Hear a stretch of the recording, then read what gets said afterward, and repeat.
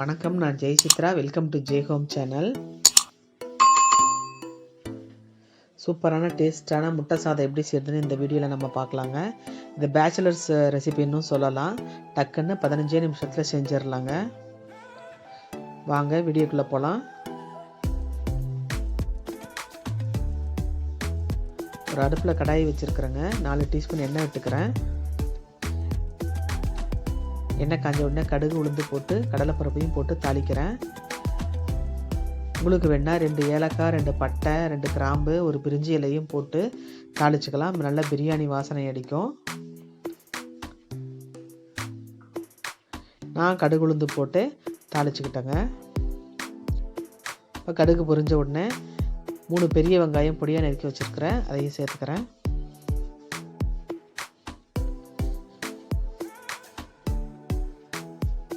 வெங்காயத்தை நல்லா வதக்கி விட்டுக்கிறேன்.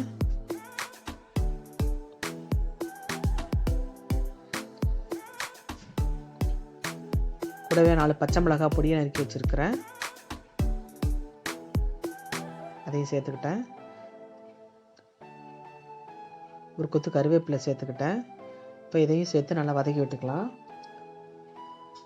நான் முட்டை சாதத்துக்காக 1.5 கப்பு அரிசி எடுத்து சாதம் குக்கரில் வச்சு எடுத்து ஆற வச்சு உதிரியாக எடுத்து வச்சுருக்கிறேன். இப்போ வெங்காயம் நல்லா வதங்கிருச்சுங்க. இப்போ ஒரு தக்காளி பொடியாக நறுக்கி வச்சுருக்கிறேன், அதையும் சேர்த்துக்கலாம். தக்காளியும் சேர்த்து வெங்காயத்தையும் நல்லா வதக்கிக்கலாம்.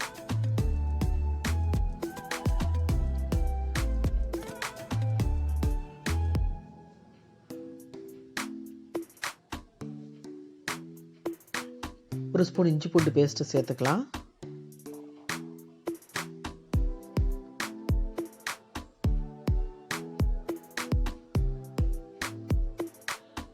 இஞ்சி பூண்டு பேஸ்ட்டும் சேர்த்து நல்லா வதக்கியாச்சுங்க.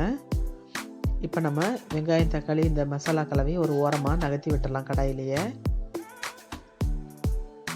இப்போ இதில் ஒரு 2 அல்லது 3 ஸ்பூன் அளவுக்கு எண்ணெய் விட்டுக்கிறேன். இப்போ நான் முட்டையை இதில் உடச்சி ஊற்ற போகிறேன். நான் 6 முட்டை உடச்சி ஊற்ற போகிறேங்க. 1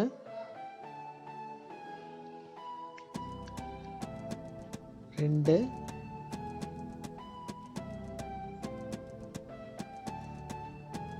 3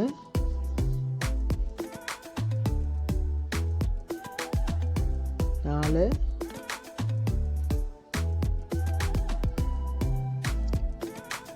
5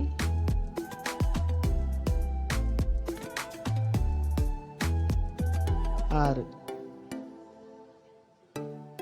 இப்போ நான் 6 முட்டையும் உடச்சி ஊற்றின பிறகு முட்டை கொஞ்சம் வேகிற வரைக்கும் வெயிட் பண்ணுறேன்.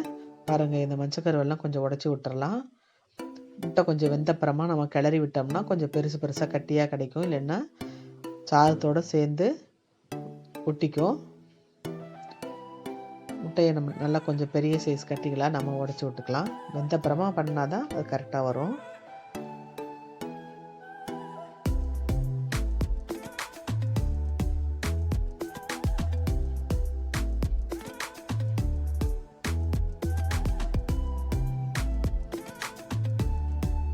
முட்டைக்கு கொஞ்சம் ஒரு சிட்டிகை உப்பு போட்டுக்கலாங்க.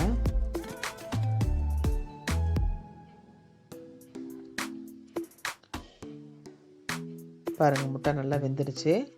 இப்போ நம்ம வெங்காயம் தக்காளி வதக்கி வச்சுருக்கிற கலவையோட முட்டையும் சேர்த்து பரட்டி எடுத்துக்கலாங்க.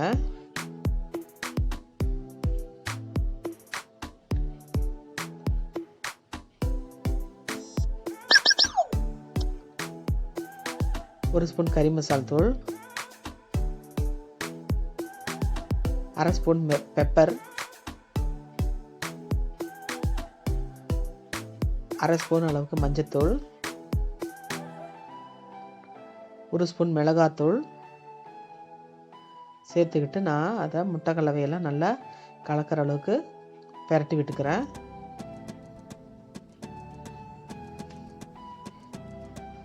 உங்களுக்கு காரம் அதிகமாக வேணும்னா இன்னும் பெப்பரையும் மிளகாத்தூளையும் கொஞ்சம் அதிகமாக சேர்த்துக்கோங்க.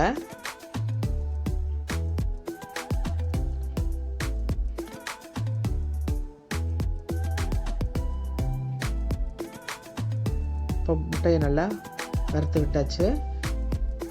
இப்போ நம்ம உதிரியாக எடுத்து வச்சுருக்கிற 1.5 கப் சாதத்தை இது கூட சேர்த்துக்கலாம். நான் எப்போவும் செய்கிற பொன்னி அரிசி சாதம் தாங்க வடித்து வச்சுருக்கிறேன். உங்களுக்கு வேணுன்னா நீங்கள் பாஸ்மதி ரைஸ் கூட செஞ்சுக்கலாங்க, நல்லா டேஸ்ட்டாகவும் இருக்கும். இப்போ முட்டை கலவையோட சாதமும் கலக்கிற அளவுக்கு நல்லா கலக்கி விட்டுக்கலாங்க, கிளறி விட்டுக்கலாம். இப்போது தேவையான அளவுக்கு உப்பு போட்டுக்கலாம்.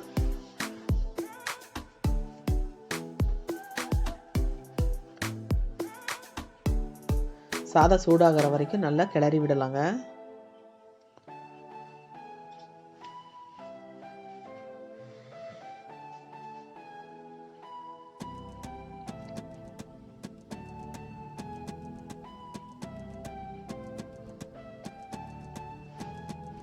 குழந்தைங்களுக்கு லஞ்ச் பாக்ஸ் ரெசிபியாக ஸ்கூலுக்கு கொடுத்து விடலாங்க. கடைசியாக கொத்தமல்லி தலையை தூவி விட்டு ஒரு கிளறி விட்டு அடுப்பை ஆஃப் பண்ணிடலாங்க.